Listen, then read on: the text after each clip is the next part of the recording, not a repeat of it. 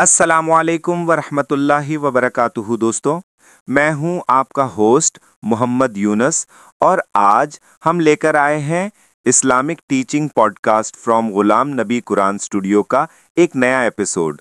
मेरे साथ स्टूडियो में मौजूद हैं हमारे प्यारे तालिबे इल्म अयान खान, जो हमेशा दिल से सवाल करते हैं और दीन को समझने की खोज रखते हैं।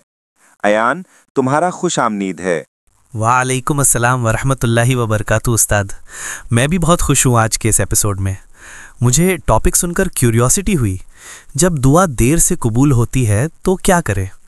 ये सवाल अक्सर दिल में उठता है और लोग अक्सर सोच में पड़ जाते हैं कि अल्लाह ताला ने मेरी दुआ क्यों नहीं सुनी। बिल्कुल अयान, ये सवाल हर मोमिन के दिल में आता है। आज हम इसी पर गुफ्तगू करेंगे ताकि हमें समझ आए कि अल्लाह दुआओं को कैसे और किस हिकमत से कबूल करता है। उस्ताद, सबसे पहला सवाल ये है कि अगर अल्लाह सब कुछ जानता है तो फिर वो दुआ को तुरंत क्यों नहीं कबूल करता? हो सकता है कि तुम किसी चीज को नापसंद करो जबकि वो तुम्हारे लिए बेहतरीन हो। कई दफा दुआ देर से इसलिए कबूल होती है क्योंकि अल्लाह अपने बंदे के लिए बेहतर वक्त और बेहतर सूरत चुनता है। यानी डीले का मतलब इनकार नहीं होता। कभी कभी वो अल्लाह का wait, I have something better होता है। सुभान अल्लाह, तो मतलब हर दुआ का एक वक्त होता है? बिल्कुल, हर दुआ का एक वक्त और एक मकबूलियत का लम्हा होता है। रसूल अल्लाह सल्लल्लाहु अलैहि वसल्लम ने फरमाया, बंदे की दुआ कभी ज़ाया नहीं होती। या तो उसे वो मिल जाती है या अल्लाह उसके बदले में कोई मुसीबत हटा देता है या उसे आखिरत के लिए महफूज कर लेता है। तिर्मिज़ी। यानी हर दुआ का नतीजा ज़रूर मिलता है, बस हम सब्र करें और यकीन रखें। उस्ताद, अगर कोई बंदा बहुत अरसे से दुआ कर रहा हो और फिर थक जाए, उसे लगे कि अब अल्लाह नहीं सुन रहा, तो उसे क्या करना चाहिए? ये सबसे नर्म और ज़रूरी पॉइंट है आयान। अल्लाह कुरान में फरमाता है, मेरे बंदे मुझे पुकारो, मैं तुम्हारी दुआ कबूल करूंगा। लेकिन शर्त यह है कि हम थक कर रुक न जाएं।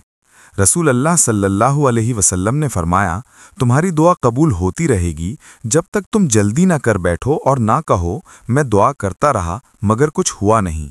यानी सब्र और यकीन दोनों दुआ का हिस्सा हैं। तो उस्ताद, क्या ये सही है कि कभी दुआ देर से इसलिए होती है क्योंकि हम खुद तैयार नहीं होते उस चीज़ के लिए? बहुत खूबसूरत बात कह दी तुमने अयान। हाँ, कभी अल्लाह दुआ देर से इसीलिए देता है ताकि हम पहले अंदर से तैयार हो जाएं। जैसे अगर कोई बंदा दुआ करे कि मुझे ज़्यादा रिस्क मिले, तो अल्लाह पहले उसके अखलाक और नीयत को साफ करता है, फिर रिस्क देता है ताकि वो गलत जगह इस्तेमाल न करे। ये डिले असल में ट्रेनिंग होती है, पनिशमेंट नहीं। वाह, तो अल्लाह हमेशा सुनता है, बस अपनी हिकमत से वक्त का इंतखाब करता है। बिल्कुल, अल्लाह को हमारी दुआ की ज़रूरत नहीं, लेकिन वो चाहता है कि हम उससे रब्त बनाए रखें। कभी कभी देर से दुआ कबूल करके अल्लाह हमारा ईमान मजबूत करता है। वो चाहता है कि हम सिर्फ रिजल्ट नहीं, कनेक्शन भी ढूंढें। उस्ताद, लोग अक्सर कहते हैं दुआ में असर नहीं रहा। इस लफ्ज़ का क्या मतलब समझना चाहिए? अयान में दुआ में असर हमारे दिल से निकलने वाले यकीन से होता है। रसूल सल्लल्लाहु अलैहि वसल्लम ने फरमाया, दुआ दिल से निकले यकीन के साथ। अल्लाह उस दुआ को नहीं सुनता जो दिल से गाफिल ज़बान से निकले। तिर्मिज़ी। यानी जब दिल बेचैन हो, यकीन जिंदा हो, तब दुआ आसमान तक पहुंचती है।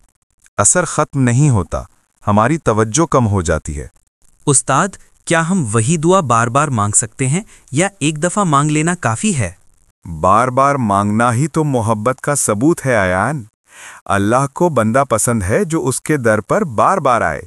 जैसे माँ को अपने बच्चे की पुकार प्यारी लगती है, वैसे अल्लाह को अपने बंदे का पुकारना, हर दफा दुआ करना यकीन और बंदगी का इजहार है। सुभान अल्लाह। उस्ताद, आखिरी सवाल, जब दुआ देर से कबूल हो तो बंदा अपना दिल कैसे संभाले? बहुत खूब सवाल। दिल संभालने का तरीका है अल्लाह की लिखी हुई तकदीर पर रजामंदी। जब बंदा कहता है या अल्लाह जो तू करे वो बेहतरीन है, तो उसके दिल में सुकून भर जाता है। ये सब्र और यकीन का मकाम है जहां बंदा दुआ करता भी है और तस्लीम भी रखता है। तो दोस्तों, आज के इस गुफ्तगू से हमें ये सीखने को मिला कि दुआ देर से कबूल होना इनकार नहीं, एक इम्तिहान, एक ट्रेनिंग और एक नई रहमत का रास्ता होता है। बस सब्र और यकीन से दुआ करते रहिए, अल्लाह हमेशा सुन रहा है। یا اللہ ہمیں دعا میں صبر، یقین اور اخلاص نصیب فرما، ہمیں اپنی رضا میں رکھ اور ہمارے دلوں کو روشن کر، آمین یا رب العالمین۔ فی امان اللہ دوستو، ملتے ہیں اگلے ایپیسوڈ میں، اپنا خیال رکھیے، والسلام علیکم ورحمۃ اللہ وبرکاتہ۔